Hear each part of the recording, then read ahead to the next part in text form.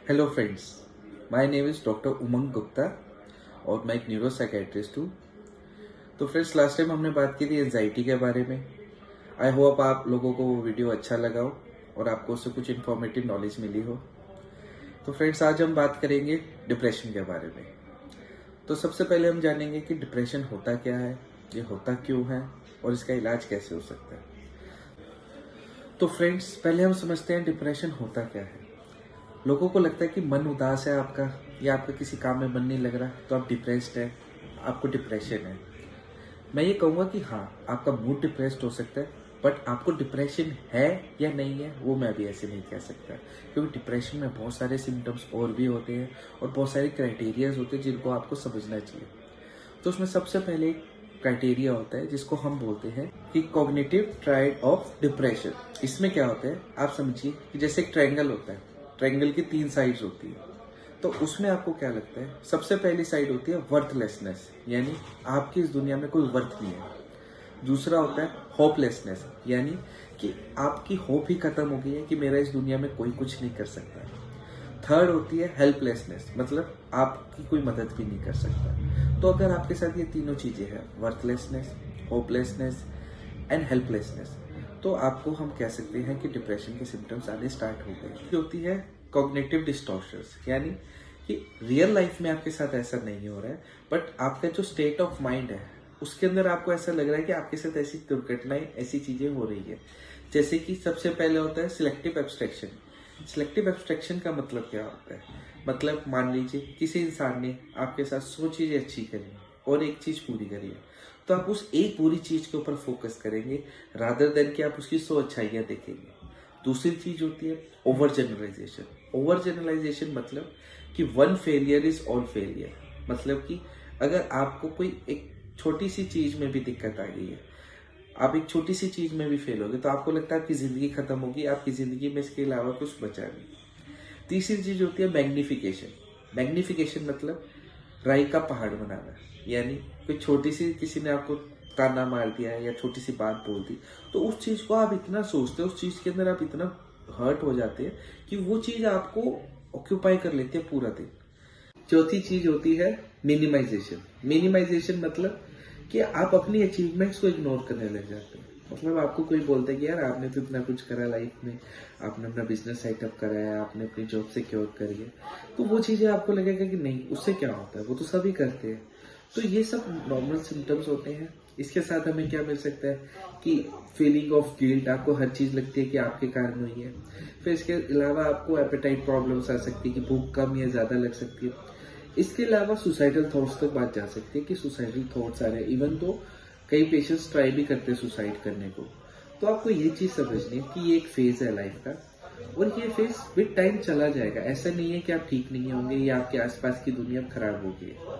तो आप लोगों को ये चीज समझनी है कि आपकी दुनिया चेंज नहीं हुई है, दुनिया वही थी जो पहले है, लेकिन आप जिस नजरिए से देख रहे हैं वो चेंज हो गया है। तो आपको उस अपने नजरिए के बारे में समझना है कि लोग अच्छे हैं, लोग अच्छे रहेंगे, बट आप उनकी अच्छाई अभी देख नहीं पा रहे हैं। और ऐसा क्यों हो रहा है? ऐसा इसलिए हो रहा है क्योंकि हमारे दिमाग के अंदर न्यूरो होते हैं जो हमारे मूड को, हमारे दिमाग को कंट्रोल करते हैं। तो ड्यूरिंग डिप्रेशन कुछ न्यूरो होते हैं, उनके लेवल कम हो जाते हैं हमारे ब्रेन में, जस्ट लाइक सेरोटोनिन, डोपामिन और नॉरएपिनेफ्रिन। इसमें मेन जो न्यूरो का रोल होता है वो होता है सेरोटोनिन का। अब आप ये पूछेंगे डॉक्टर साहब ये न्यूरो कम क्यों होते हैं, हमने तो कुछ ऐसा किया नहीं। तो देखिए एक चीज समझिए, न्यूरो कम होने के 2 कारण होते हैं बेसिकली। वैसे तो बहुत सारे कारण होते हैं, बट जो नॉर्मली और बेसिक कारण होते हैं मैं आपको वो समझाऊंगा। पहला कारण होता है रिएक्टिव। रिएक्टिव मतलब आपकी लाइफ में कुछ एकदम से ऐसा बड़ा सडन चेंज हुआ है, कुछ ऐसा बड़ा सडन स्ट्रेस आया, तनाव आया, जिसको आप एब्जॉर्ब नहीं कर पा रहे, उसके लिए आप एडजस्ट नहीं कर पा रहे, तो उसको बोलते हैं हम रिएक्टिव डिप्रेशन, कि it's a reaction to a ongoing process in your life, कि आपके लाइफ में कुछ इतना बड़ा चेंज आ गया एकदम से कि आप उस चीज से शॉक हो गए हैं, तो उसके कारण आपके साथ ऐसा हो सकता है। दूसरा होता है बायोलॉजिकल। बायोलॉजिकल मीन्स आपकी लाइफ में कोई स्ट्रेस नहीं है, सब कुछ अच्छा चल रहा है आपकी लाइफ में, बट स्टिल देन आपके न्यूरो लेवल्स जो है वो कम हो रहे हैं। तो ये 2 मेन कारण होते हैं डिप्रेशन के। तीसरी चीज हम समझेंगे इसके ट्रीटमेंट के बारे में। तो इसका जो ट्रीटमेंट होता है, अब नॉर्मली आप किसी से पूछेंगे कि अरे यार डिप्रेशन ही तो है, क्या हो गया, लोगों से मिलो, जाओ, योगा करो, बात करो, अकेले मत बैठो। वो अच्छी चीज़ है, dates a part of a treatment, but वो प्रॉपर ट्रीटमेंट नहीं है। इसमें आप अपने आसपास किसी भी न्यूरोसाइकेट्रिस्ट से जाके मिले, उनको अपने सिम्टम्स बताएं, वो अपने हिसाब से आपको इवेलुएट करेंगे और आपका एक कोर्स ऑफ ट्रीटमेंट प्लान करेंगे। जो इसमें हम बेसिक ट्रीटमेंट करते हैं उसमें सबसे पहले फार्मेकोथेरेपी यानी दवाइयाँ देते हैं थोड़ी, और उसके साथ हम काउंसलिंग या साइकोथेरेपीज देते हैं। वो डिपेंड करता है कि आपको किस ग्रेड का डिप्रेशन है और कौन सी साइकोथेरेपी आपके लिए बेस्ट रहेगी। थर्ड चीज जो होती है, हम बताते हैं कि आपको अपनी तरफ से क्या मेहनत करनी है। तो उस मेहनत में हम बताते हैं कि हाँ, आप लोगों से बात करिए, अकेले मत बैठिए, काम पे जाइए, योगा करिए, वो अच्छा होता है, but it's a part of treatment. आपको समझना है, that's not the only treatment. तो ये था एक स्मॉल डिस्कशन डिप्रेशन के बारे में। तो दोस्तों, मुझे लगता है कि आपको कुछ समझ आया होगा कि डिप्रेशन होता क्या है, क्यों होता है और इसका ट्रीटमेंट कैसे होता है।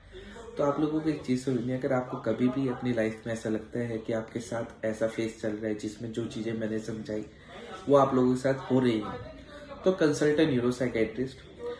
आप लोग मेरे को फेसबुक पे मैसेज के थ्रू रीच कर सकते हैं, इंस्टाग्राम पे मुझे डीएम कर सकते हैं, या फिर मेरे यूट्यूब चैनल पे कमेंट कर सकते हैं। बाकी दोस्तों, मैं आपको एक ही चीज़ समझाना चाहूँगा कि मेंटल हेल्थ लाइफ में बहुत ज़रूरी होती है, और आपकी मेंटल हेल्थ अच्छी है तो लाइफ हमेशा अच्छी रहेगी।